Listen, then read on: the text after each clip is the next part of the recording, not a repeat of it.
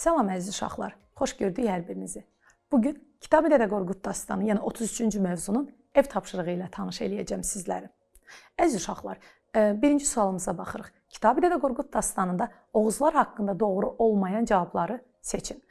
Olmayan sözünü biraz sarı rəngdə, fərqli rəngdə vermişəm ki, sizi çaşdırmasın. Zəif və müdafiəsiz düşmənə heç vaxt toxunmazdılar.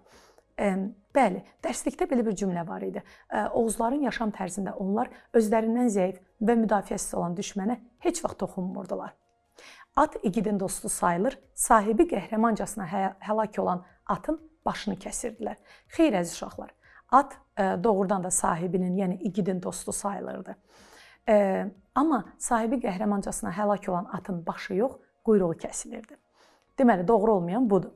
Evlənmək istəyən Oğuz igidləri ox atır və oxun düşdüyü yerdə özünə yurt salırdı. Bəli əziz uşaqlar, bunu da artıq dərsdən, mövzudan bilirik. Düşmənlərini qaradonlu kafirlər adlandırırdılar. Tamamilə doğrudur. Bizans, erməni, gürcüləri onlar qaradonlu kafirlər adlandırırlar və qara düşmən dost olmaz deyə bir ifadə işlətmişdilər. Dədə Qorqudun adı ancaq Bayat qapısı boyunda çəkilir. Xeyr, əslində bu da yanlışdır. Deməli, bizə doğru olmayan iki cavabları seçəcəyik. Dədə Qorqudun adı bütün boyların hamısında çəkilir, 12 boyda da. Deməli, doğru olmayanlar iki variantdır. B və Y olmaqla. Növbəti suala baxırıq. Hansıların yerini dəyişsək, xronoloji ardıcıllıq düzgün alınar? Əziz uşaqlar, birdə yazılıb. Kitabi Dədə Qorqud dastanının, Kitabi Dədə Qorqudun 1300 illik yubileyinin keçirilməsi. Bilirsiniz ki, Ümummilli liderin göstərişi ilə 2000-ci ildə təşkil olunub. Əsrin müqaviləsi adlanan neft sazişi, bu da Ümummilli liderin prezidentliyi dövrünə təsadüf edir. 1994-cü il. Aprel döyüşləri 2016-cı ildə şanlı zəfərimizin ilk addımları buradan başlayır. Şuşanın azad edilməsi haqqında Ali Baş Komandanın xalqa müraciəti 2020-ci il noyabr ayında olan Şuşanın azad olunduğu gün Natiq Qasımova Azərbaycanın milli qəhrəmanı adının verilməsi. Əziz uşaqlar, bilirsiniz ki, bu yaxınlarda cənab prezidentin göstərişi ilə, Ali Baş Komandan İlham Əliyevin göstərişi ilə 2024-cü ildə Natiq Qasımova Azərbaycanın milli qəhrəmanı adını verilib. Natiq Qasımov heç bir vəclə Azərbaycan bayrağını düşmənə təhvil verməyən igidimiz idi. Birinci Qarabağ müharibəsi dövründə qəhrəmancasına həlak olmuşdu. Deməli, uşaqlar, artıq illəri biləndən sonra indi düzmək qalır bizə. Burada eradan əvvəl yoxdur. Deməli, hadisələr balacadan böyüyə doğru gələcək. Birinci cavabımız 2. Deməli, 2. Sonra orada gələcək 2, 1, 3, 4, 5 olaraq.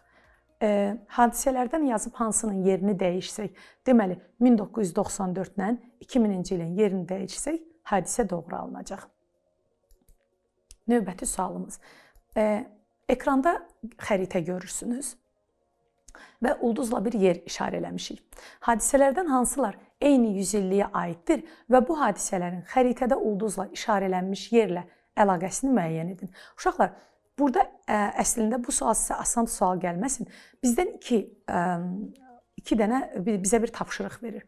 Bir, eyni yüzilliyə aid olmalıydı. Bir də ulduzla işarələnmiş yerlə əlaqəsini soruşur. Ulduzla işarələnmiş yer Dərbənddir. İndi eyni yüzilliyə aid olanları da seçməliyik.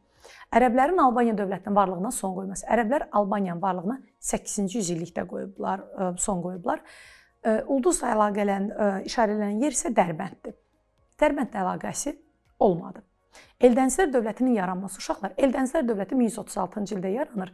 Arranın anası, bax, Arranı tutaraq, iqta olaraq, alaraq yaranır. Ulduzla işarələnən yerlə yenə də heç bir əlaqəsi yoxdur. Ərəblər tərəfindən işğal edildikdən sonra Bab-ül-Əvvab adlandırılması. Aha, ərəblər tərəfindən işğal edəndən sonra Bab-ül-Əvvab Dərbənddir. Doğrudan da Dərbənd adlandırılıb, 7-ci yüzillikdə adlandırılıb. Davam edirik. Arranın anası adlandırılan şəhərlərin Slavyanların yürüşünə məruz qalması. Əziz uşaqlar, Arranın anası adlandırılan şəhər Bərdə idi. Slavyanların yürüşünə məruz qalıb 944-də. Bərdə isə ulduzla işarələnən yerdə deyil, baxın bu əraziyə təsadüf eləyir.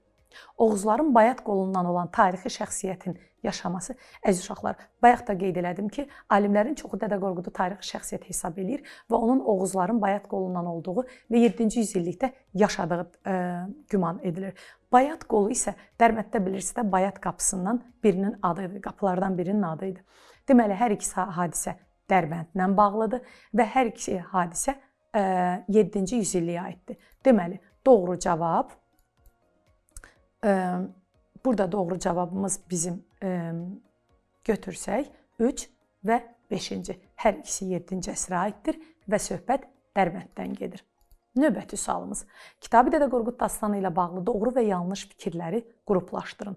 Burada doğru, digər bir bölmədə isə yanlış olaraq. Dastanın 12 boydan ibarət olması olan nüsxəsi Vatikanda saxlanılır. Deyirəm ki, xeyr, Vatikan yox, Dresden yazılmışdı. Dastanın 6 boyunda Dədə Qorqudun adı. Xeyr, bu da doğru məlumat deyil. Bütün boylarda çəkilir, 12-sində də. Dastandakı iradların əksəriyyəti tarixi Azərbaycan torpaqlarıdır.